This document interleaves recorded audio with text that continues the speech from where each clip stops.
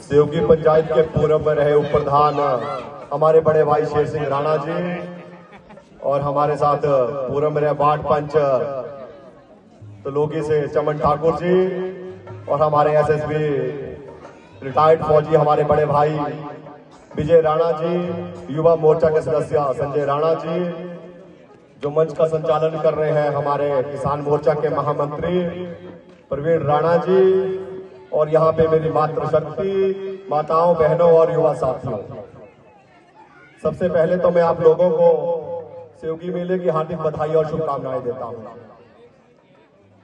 आज का दिन मेरे लिए सौभाग्य का दिन है कि मुझे आज अपने परिवार और आप लोगों के बीच में आने का अवसर प्रदान हुआ। इसके लिए मैं सरताज युवक मंडल डोल का दिल की गहराइयों से धन्यवाद करता हूँ।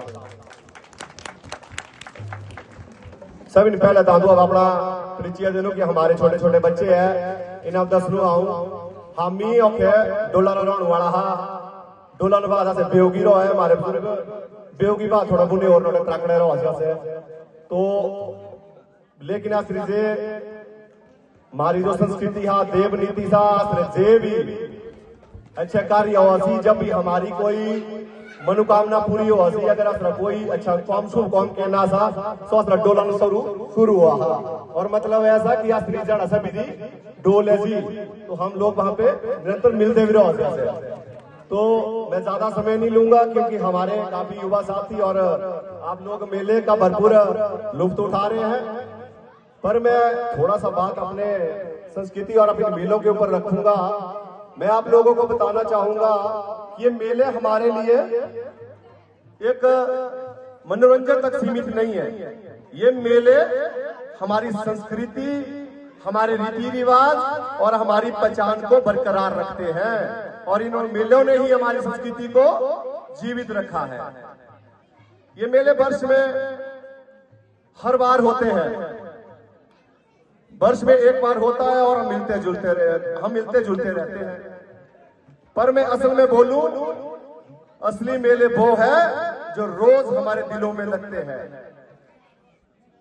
लोगों जो मेले हमारे दिल में लगे रहे, जो रोज लगते रहते हैं, नहीं तो क्या होता है हमारी जो बाहरी तत्व हमारी एकता को बांटने का काम करते हैं। ये बाहरी तत्व हम लोगों को कैसे बांटते हैं?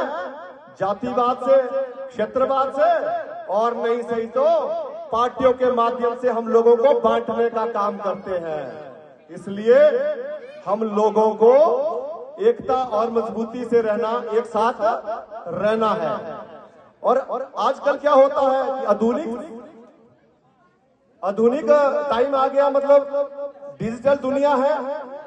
अधिकतर युवा साथी, जहां आपको लग रहा है यहां भी कमी आ रही है हमारे संख्या में, ये मेन कारण है कि हम अपनी संस्कृति को भूलते जा रहे हैं। डिजिटल दुनिया के अंदर हमें अपनी संस्कृति पे गर्व होना चाहिए कि हम ऐसे हिंदुत्व सनातन धर्म की विचारधारा से जुड़े हैं।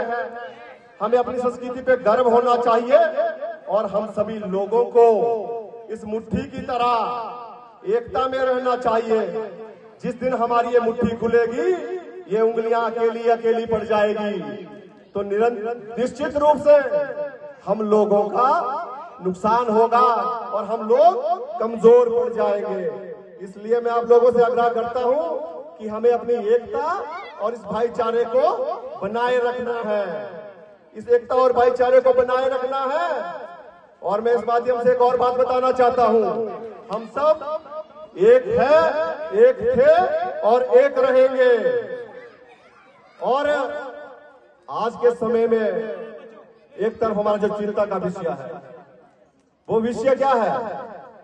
मनोरंजन होते रहेंगे, हमारे प्रोग्राम थोड़ी देर में चलता रहेगा, पर इस विषय पे ध्यान देना है।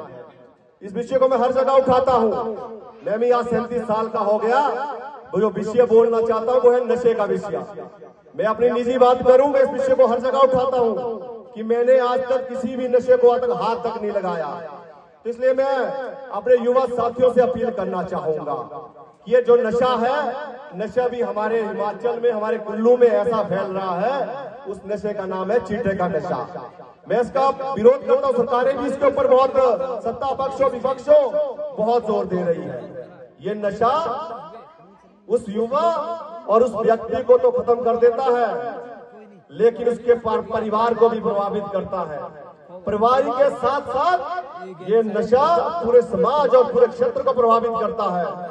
आपने हाल ही में देखा होगा, हमारे साथ लगते मंडी के सरका घाट में एक नशेड़ी युवक ने एक बेकसूर लड़की को गला रेत के काट डाला, जिस लड़की की कोई गलती नहीं थी।